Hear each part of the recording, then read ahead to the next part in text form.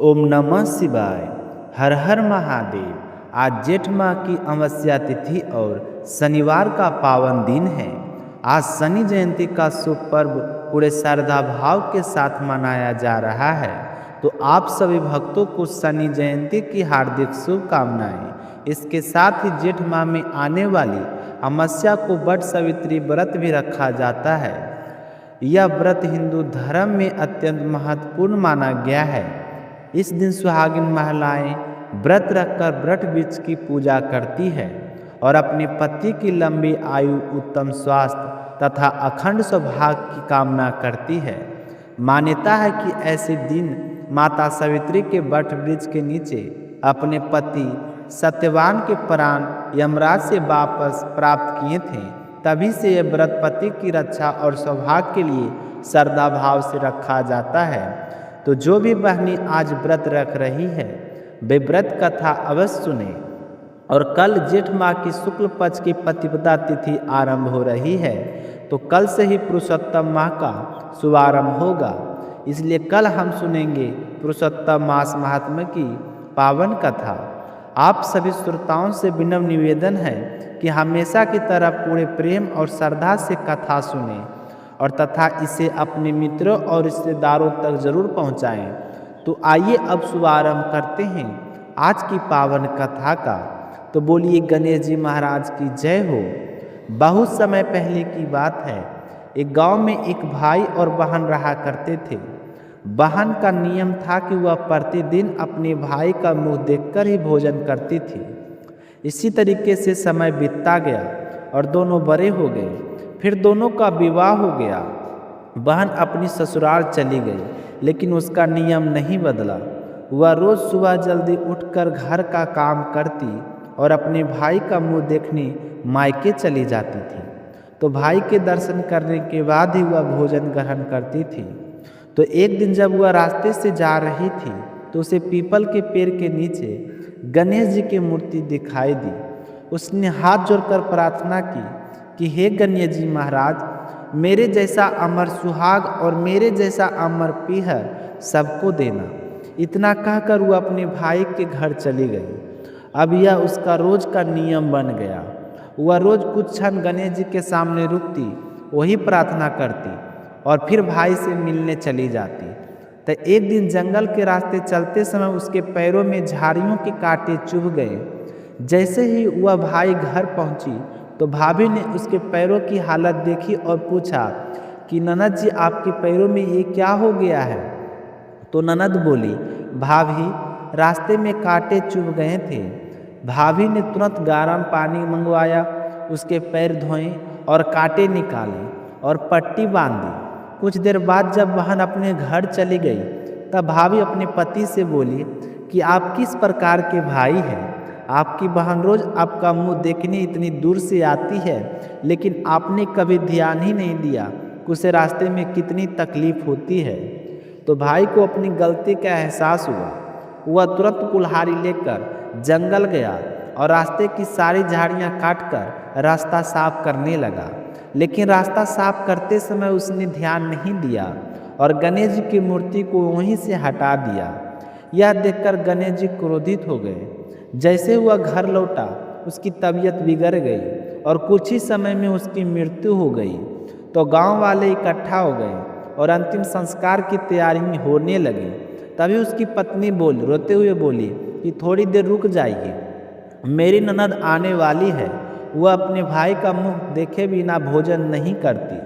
तो गांव वाले बोले कि आज तो यह देख लेगी, लेकिन कल किसका मुंह देखेगी।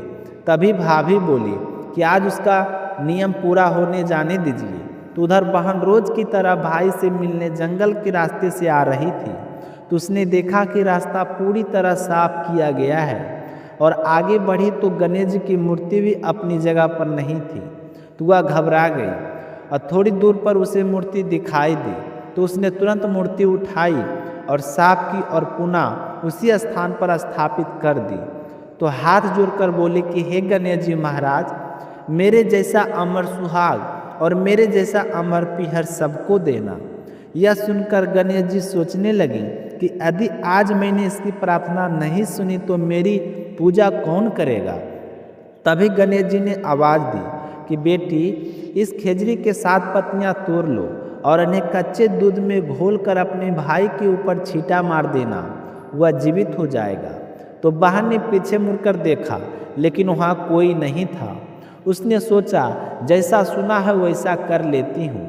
तो उसने 7 पत्तियां तोड़ी और अपने भाई के घर पहुँच गई। वहाँ जाकर देखा कि भाई की देह रखी हुई है और सब लोग रो रहे हैं। तो बहन को बहुत दुख हुआ। फिर उसे गणेश जी की बात याद आई। उसने दूध में पत्तियां घोलकर भाई पर छींटा मारा। तभी उसका भाई उठकर बैठ गया और बोला, बहन, आज तो मुझे बहुत गहरी नींद आ गई थी। यह देखकर सब लोग आश्चर्यचकित रह गए। तो गांव वाले कहने लगे कि सच्चे प्रेम और श्रद्धा में बहुत शक्ति होती है। सभी ने मिलकर गणेश जी का महाराज की जय जयकार की। तो हे गणेश जी महाराज, जैसे आपने उस बहन के भाई की रक्षा की, वैसे ही सभी भाई और बहनों की प्रेम की रक्षा करना। सभी का अमर सुहाग और अमर पीहर बनाए रखना। जो भी श्रद्धा भाव से आपकी कथा सुने, उसकी सभी मनोकामनाएं को पूर्ण करना। बोलिए गणेश जी महाराज की जय हो। अब अपने सुनते हैं शनि महाराज की पावन कथा। तो प्रेम से बोलिए शनि महाराज की जय हो। प्राचीन समय की बात है। अयोध्या नगरी में दशरथ नाम के एक महान और न्यायप्रिय राजा राज करते थे। उनकी प्रजा अत्यंत सुखी थी। राज्य में चारों ओर शांति और समृद्धि थी। तो एक दिन राज के ज्योतिषियों ने राजा से कहा कि महाराज, शनिदेव कृतिका नक्षत्र के अंतिम चरण में प्रवेश कर चुके हैं। अब वे रोहिणी नक्षत्र का भेदन करने वाले हैं। इसे रोहिणी संकट वेदन कहा जाता है। इसके प्रभाव से 12 वर्षों तक भयंकर अकाल पड़ सकता है। यह सुनकर राजा दशरथ बहुत ही चिंतित हो गए। उन्होंने गुरु वशिष्ठ और ब्राह्मणों से उपाय पूछा।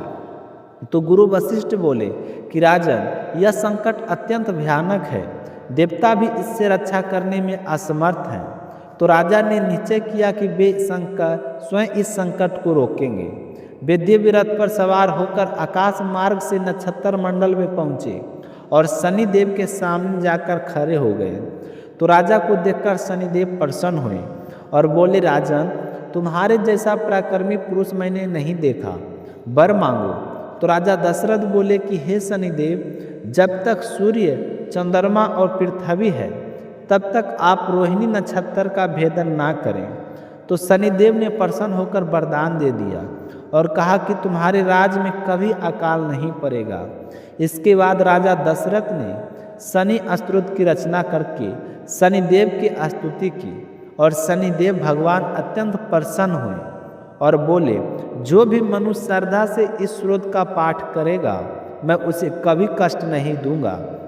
तब राजा दशरथ अयोध्या लौट आए और पूरी प्रजा ने शनि का व्रत करना शुरू किया और शनि स्रोत का पाठ करने लगे।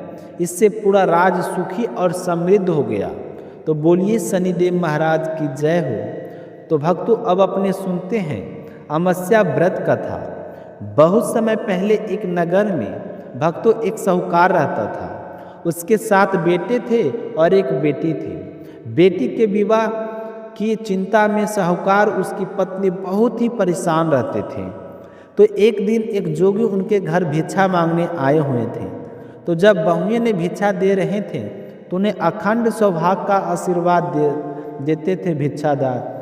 और लेकिन जब बेटी भिक्षा देने जाती थी तो कहता कि तेरे भाग में तो सुहाग लिखा है। लेकिन यह सुनकर लड़की बहुत ही दुखी रहने लगी। एक दिन उसकी माँ ने कारण पूछा तो बेटी रोते हुए सारी बात बताने लगी। तो अगले दिन माँ छुपकर बैठ गई और जोगी फिर वही बात कहने लगी। तो साहूकारिन हाथ जोड़कर बोली कि बाबा, इसका उपाय बताइए। तो जोगी बाबा बोले कि 7 समुद्र पार पर सोमा धोबिन रहती है।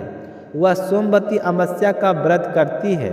यदि वह अपने व्रत का पुण्य तुम्हारी बेटी को दे दे तो इसका वैधत्य टल सकता है। इसके बाद माँ बेटी सोमा धोबिन की खोज में निकल पड़ी और रास्ते में उन्होंने गरुड़ के बच्चों को सांप से बचाया। तो प्रसन्न होकर गरुड़ ने उन्हें 7 समुंदर पार पहुंचा दिया। तो माँ बेटी रोज सुबह सोमा धोबिन के घर का सारा काम चुपचाप करने लगी और एक दिन स्व माधोवी ने उन्हें देख लिया तो सारी बात जानकर वह बोली कि आज से यह मेरी बेटी है, मैं इसका सुहाग की रक्षा करूंगी। और उनकी सारा किरा जो कर्म था वो अपना दे दी। तो हे सोमवती अमावस्या माता, जैसे आपने साहूकार की बेटी के अखंड सुहाग बचाया, वैसे सभी स्त्रियों को अखंड सुहाग बचाए रखना। बोलिए अमावस्या माता की जय हो। बोलिए भोले शंकर की जय हो।